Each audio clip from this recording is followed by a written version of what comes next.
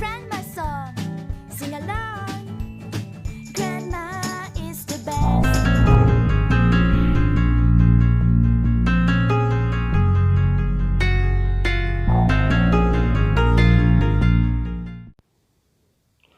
My dear brothers and sisters, today we shall study next paragraph of the lesson. The name of the lesson, The Portrait of a Lady. प्रिय भैया बहनों, आज के video में हम सभी paragraph 7 का अध्ययन करेंगे। पाठ का नाम है the portrait of a lady.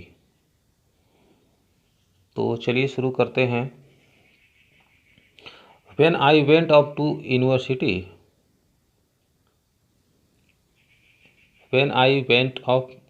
university, जब मैं विश्वविद्यालय में चला गया, I was given a room of my own, तो मुझे एक खुद का एक कमरा दे दिया गया। लेखक इसमें बता रहे हैं कि जब लेखक और उनकी दादी माँ शहर में चले गए तो उन्हें एक कमरा मिला था और एक ही कमरे में दादी माँ और लेखक रहते थे। लेकिन लेखक का जब एडमिशन यूनिवर्सिटी में हो गया तो क्या हुआ वही बता रहे हैं कि when I went up to university, जब मैं एक विश्वविद्यालय में पढ़ने चला गया, I was given a room of my own, तो मुझे एक कमरा मिल गया, यानी मुझे एक अलग कमरा मिल गया पढ़ने के लिए। The common link of friendship was snapped, the common link of friendship was snapped.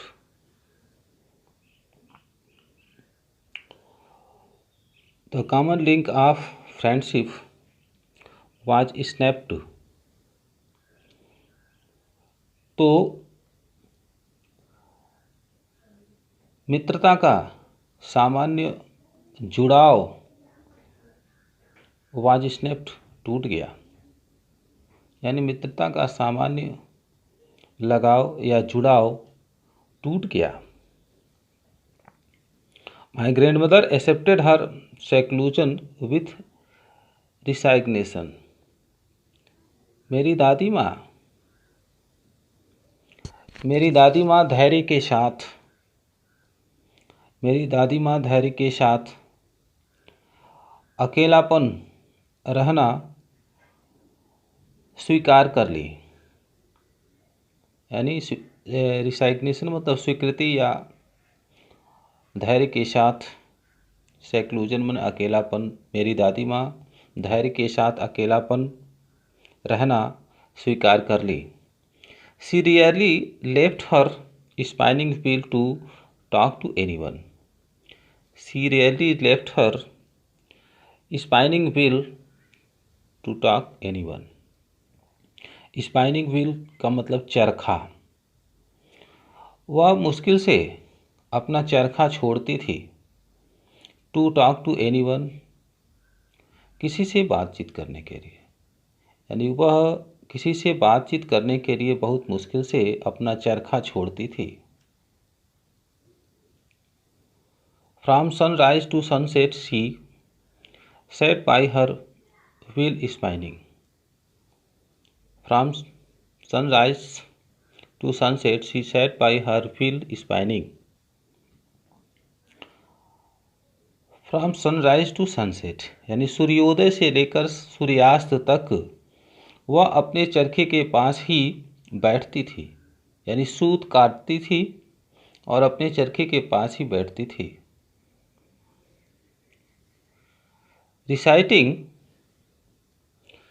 Reciting prayers, और ईश्वर का भजन किया करते थे, ईश्वर की प्रार्थना किया करते थे।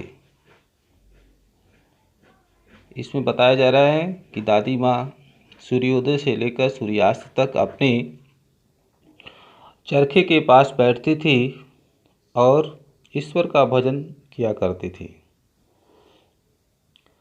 Only in the afternoon, she relaxed for a while to feed the sparrows. Only in the afternoon, she relaxed for a while to feed the sparrows. वह केवल दोपहर में चिड़ियों को खिलाने के लिए थोड़ा आराम करती थी। वह केवल दोपहर के समय में चिड़ियों को खिलाने के लिए थोड़ा आराम करती थी। While she sat in the veranda,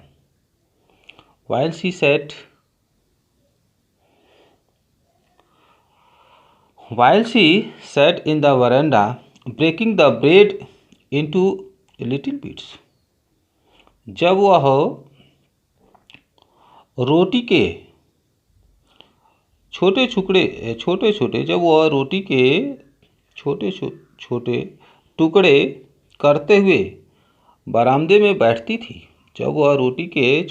टुकड़े करते हुए बरामदे में बैठती थी। 100 of little birds collected around her, creating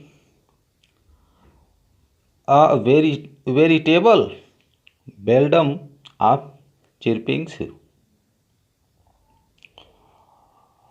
तो इसमें बताया जा रहा है, दादी माँ जब बरामदे में रोटी के छोटे छोटे टुकड़े करते हुए बैठती थी तो हजारों पक्षियाँ, हजारों चिड़ियाँ चहचहाने के विभिन्न प्रकार के कोलाहल उत्पन्न करते हुए उनके चारों तरफ एकत्रित हो जाते थे। जब दादी माँ दोपहर के समय रोटी के छोटे छोटे टुकड़े करते हुए बरामदे में बैठती थी तो 100 of little birds, हजारों नहीं, यहाँ पर सैकड़ों चिड़िया शोरगुल करते हुए, चहचहाते हुए शोरगुल उत्पन्न करते हुए उनके चारों तरफ एकत्रित हो जाते थे।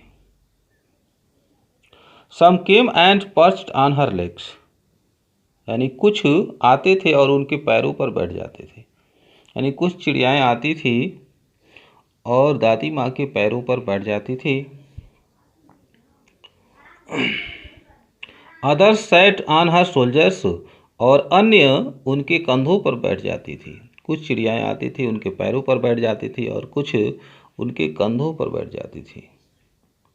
Some even sat on her head, और कुछ उनके सिर पर भी बैठ जाते थे।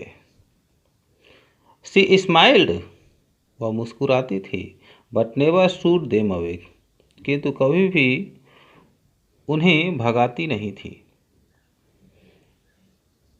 आगे देखेंगे। It used to be the happiest half hour of the day for her. It used to be the happiest half hour of the day for her.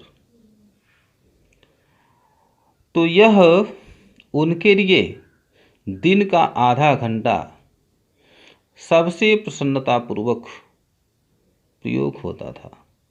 यह उनके लिए दिन का आधे घंटे का समय सबसे प्रसन्नतापूर्वक प्रयोग होता था, उपयोग होता था।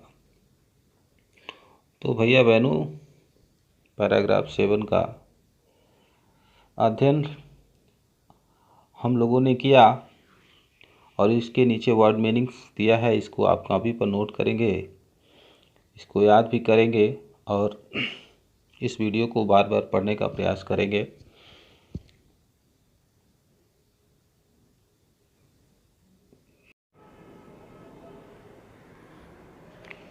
अगले पैसेज का अध्ययन करेंगे।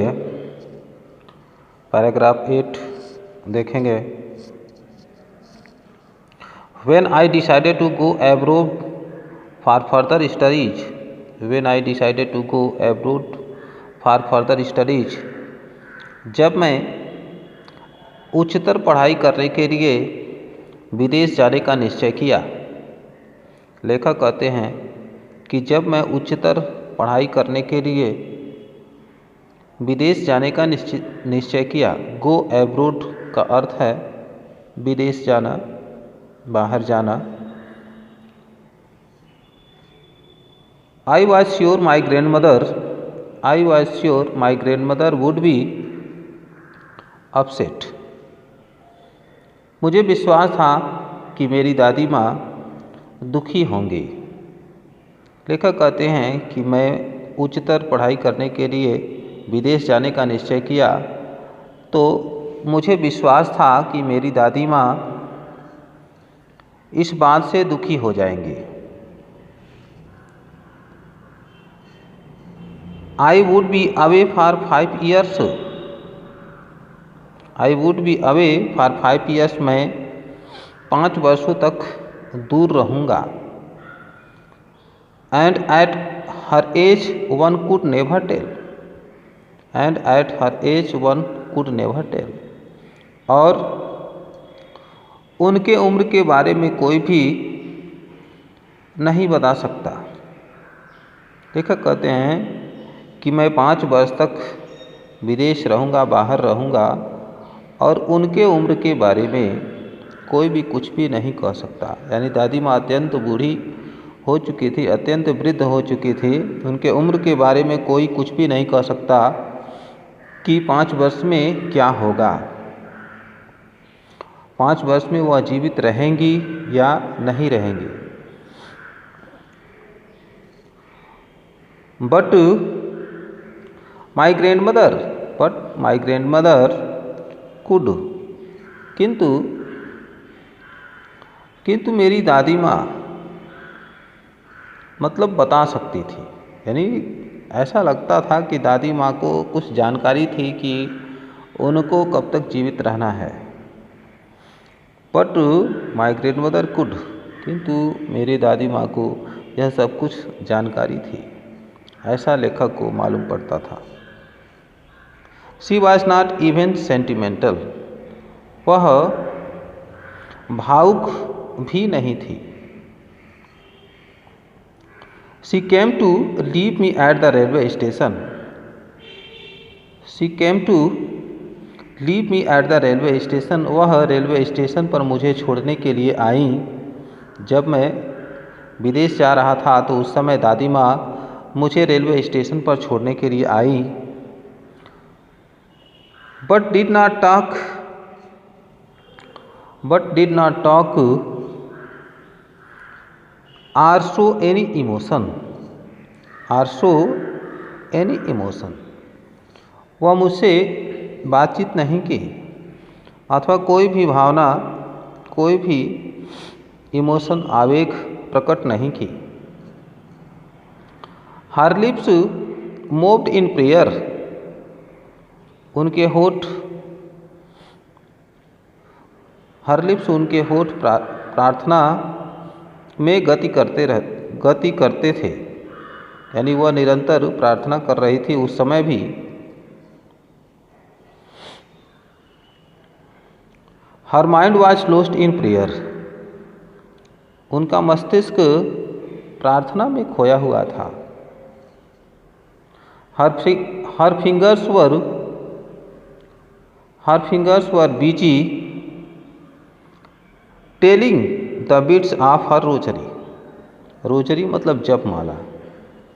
उनके अंगुली जपमाला के दानों को गिनते हुए प्रार्थना कहने में व्यस्त थे।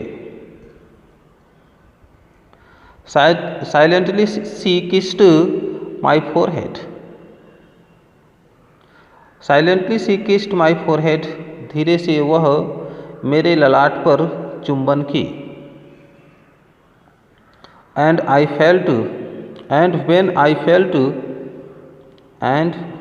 felt I cherished the moist imprint as perhaps the last sign of physical contact between us। इसमें बताया गया धीरे से वह मेरे ललाट पर चुंबन की, और जब मुझे यह विश्वास हुआ, जब मुझे ऐसा लगा कि आई चेरिस्ड द मॉइस्ट इम्प्रिंट, कि मुझे यानी गीला इम्प्रिंट मतलब छाप महसूस हुआ। When I felt I cherished the moist imprint, और जब मैं महसूस किया कि मेरे ललाट पर एक गीला छाप बन गया, as perhaps the last sign of physical contact between us, और शायद वह हम लोगों के बीच शारीरिक संबंध का अंतिम छाप या अंतिम चिन्ह प्रकट हुआ। तो भैया बहनों, इस 8वें पैराग्राफ को पढ़ाया गया। आशा है कि आप निश्चित रूप से समझ गए होंगे। यदि यह वीडियो अच्छा लगे तो लाइक और सब्सक्राइब करें, यह आपके लिए अच्छा होगा।